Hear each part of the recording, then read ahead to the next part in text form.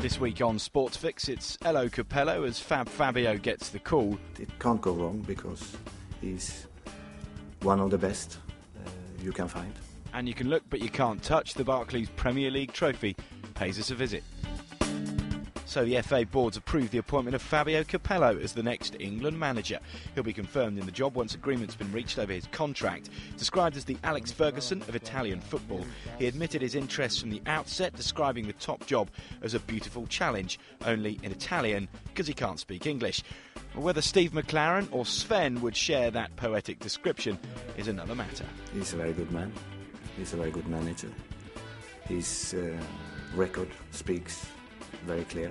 He's been winning in Italy many titles. He's been winning in Madrid twice, so he's good.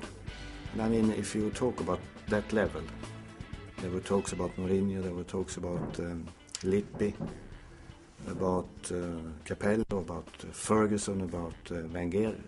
You can't go wrong.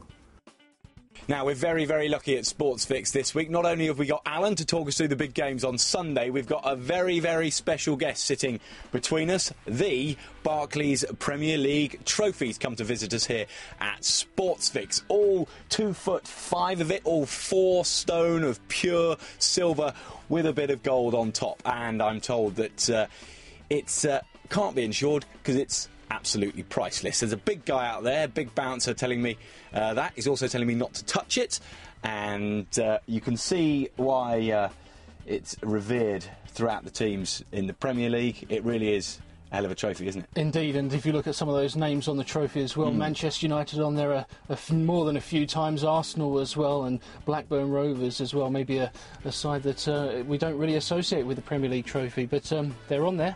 Yeah, we're looking at the names down here, of course. Manchester United in action this weekend. That's what we're going to talk about, Alan. The big games, the Super Sunday, the Big Four, all in action, aren't they? Indeed. Arsenal at home to Chelsea this weekend, and Liverpool playing host to Manchester United. Huge game in the northwest, that game, and there should be some really good games as well. Now, what's their form been like going into this, especially Arsenal and Liverpool? Not so good. Arsenal and Liverpool, no, the two home sides not so good at all. They both lost last weekend in the Premier League. Liverpool losing at Reading, and Arsenal even more surprisingly losing 2-1 at Middlesbrough. But the two away teams in these fixtures, Manchester United and Chelsea, they're going great guns at the moment. Manchester United had a bit of a blip the other week against Bolton, but they thrashed Derby 4-1 last weekend.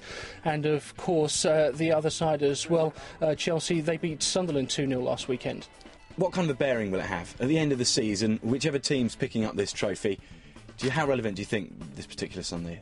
Not really relevant at this stage of the season in terms of the Premier League table. If this sort of fixture list was at the end of April or the beginning of May, then we could really have a great weekend on our hands. But at this stage of the season, it's more psychological. It's a great chance for each team to get a bit of a psychological edge over one another. Thanks, Alan. Now, just before we go, you can guarantee that when there's a big shiny trophy in the studio, everyone at Sportsfix Towers wants a piece of the action.